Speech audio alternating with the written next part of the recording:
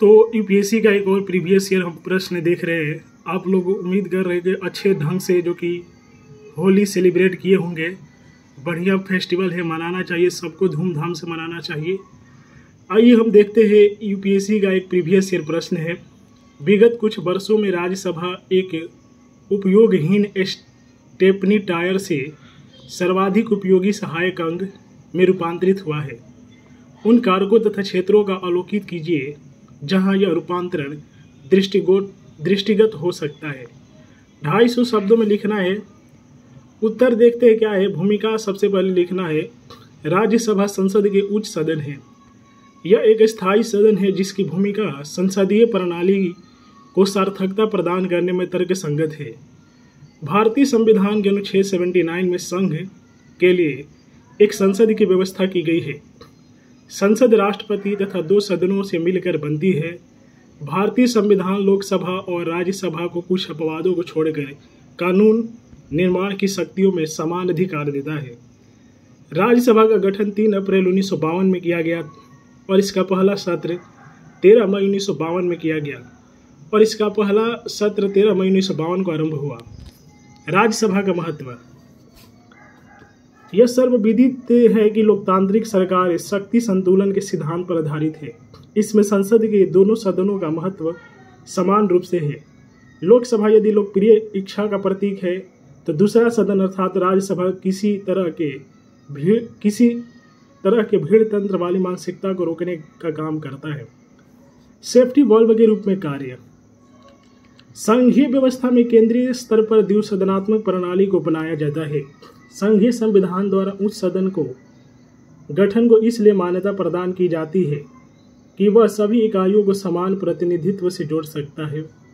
विधायिका में राज्यसभा वस्तुतः सेफ्टी वॉल्व के रूप में कार्य करता है जो संघीय प्रवृत्ति के तनावों को नियंत्रित करने में अपनी भूमिका निभाता है। राज्यों के अधिकारों का भी भावक। राज्यसभा को निर्णयों का सही वाला सदन माना जाता है। यह लोकसभा से पारित होने वाले विधेयकों की समीक्षा करता है तथा सत्ता के पक्ष के निरंकुशतापूर्ण निर्णय पर अंकुश लगाने में संसदीय रूप से सहायता करता है। राज्यसभा सदस्यों का निर्वाचन राज्यों के विधानसभा सदस्यों द्वारा किया जाता है, जिस कारण वह राज्यों के विकास पर अपनी बात रखता है। इस संवैधानिक दायित्वों के कारण ही राज्यसभा को राज्यों के अधिकारों का संरक्षण करने वाला अभिभावक माना जाता है। बुद्धिजीवियों का मंच। भारतीय संसद के उच्च सदन राज्यसभा को बुद्धिजीवियों का मंच कहा जाता है। ये बात याद रखें कि जो राज्यसभा होता है उसमें सबसे ज़्यादा शिक्षित लोग जाते हैं। आप भी बहुत ही हाईली एजुकेटेड रहेंगे तो राज्यसभा में ऐसा भी है कि आपको सेलेक्ट कर लिया जाएगा। बहुत ही हाईली एजुकेटेड लोग जो कि राज्यसभा में जाते हैं। यह शिक्षाविदों एवं प्रबुद्ध लोगों की सदस्यता प्रदान करने वाला सदन है। राष्ट्रपति द्वारा राज्यसभा के 12 सदस्यों का मनोनयन किया जाता है। मनोनीत सदस्य साहित्य, विज्ञान, कला, खेल तथा समाज सेवा से संबंधित होते हैं। कह रहे हैं ना कि देखिए 12 जो सदस्य हैं वो मनोनीत किए जाते हैं। मनोनयन का उद्देश्य है कि प्रसिद्ध और विशेषज्ञ लोगों को संसदीय परंपरा से जोड़ने की प्रक्रिया को प्रभावी बनाया जा सके। हाशिए के वर्गों के लिए महत्वपूर्ण सदन। महिलाएं, धार्मिक तथा भाषिक अल्पसंख्यक जैसे वर्गों को लोकसभा में उचित प्रतिनिधित्व प्रदान नहीं होने पर अप्रत्यक्ष रूप से उन्हें राज्यसभा के माध्यम से राष्ट्र के विधि निर्माण की प्रक्रिया से जोड़ा जाता है। विशेष शक्तियाँ। देश के संगठनात्मक ढांचे को बनाए रखने के लिए राज्यसभा के पास कुछ विशेष शक्तियाँ हैं।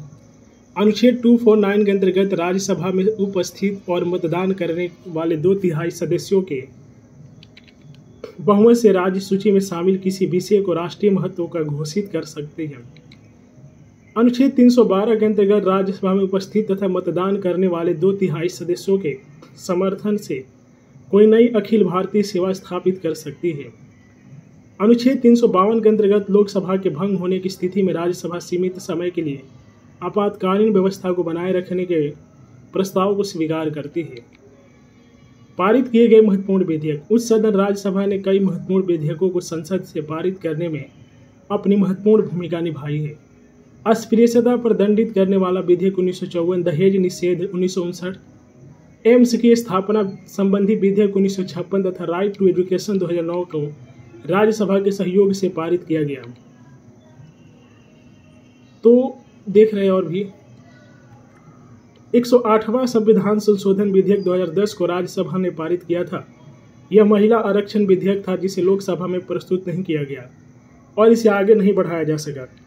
हाल के वर्षों में आधार, 3 तलाक, जीएसटी तथा जम्मू कश्मीर से अनुच्छेद 370 समाप्त करने जैसे मुद्दों से जुड़े विधेयकों को राज्यसभा के सहयोग से ही पारित किया गया है। आगे की राह, प्रत्यक्ष निर्वाचन। राज्यसभा के संघीय चरित्र को संरक्षित करने के लिए एक सुझाव प्राय सामने आता है कि उच्च सदन के सदस्यों का निर्वाचन प्रत्यक्ष रूप से राज्यसभा के नागरिकों द्वारा किया जाए। प्रत्यक्ष निर्वाचन से धन बल के माध्यम से नीतियों को प्रभावित करने की प्रवृत्ति, क्रोनी कैपिटलिज्म तथा राजनीतिक तुष्टीकरण पर लगाम लगा सकती है। समान प्रतिनिधित्व।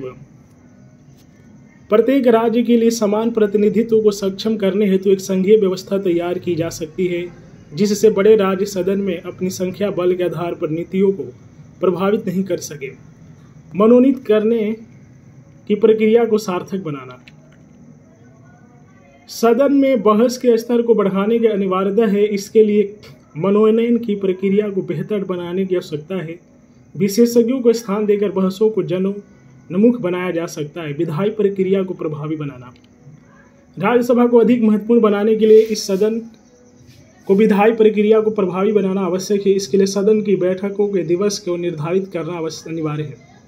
निष्कर्ष, संविधान सभा में राज्यसभा के गठन के लिए सदस्यों ने इसके पक्ष में कई मजबूत तर्क प्रस्तुत किए। यह माना गया है कि राज्यसभा उच्च सदन लोकसभा द्वारा जल्दबाजी में पारित किए गए विधेयकों पर व्यापक चर्चा कर सकेगी। इससे राज्यसभा को लोकसभा की निरंकुशता पर अंकुश लगाने में सहायता मिलेगा।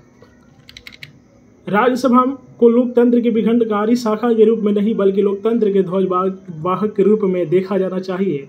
अतः राज्यसभा राजनीतिक, सामाजिक मूल्यों तथा सांस्कृतिक विविधता का पोषण करने वाली एक संस्था है। तो ये एक यूपीएससी का प्रीवियस ईयर प्रश्न है। ऑडियो ये वीडियो फॉर्मेट था। यदि आप लोगों को पीडीएफ चाहिए तो भी मेरे फेसबुक पर अपलोड है, वहाँ से पढ़ सकते हैं। पढ़िए, ये बहुत ही टफेस्ट एग्जाम है, one of the best exam माना जाता है। तो मिलेंगे एक और नए वीडियो में नए टॉपिक के साथ। तब तक के लिए जय हिंद।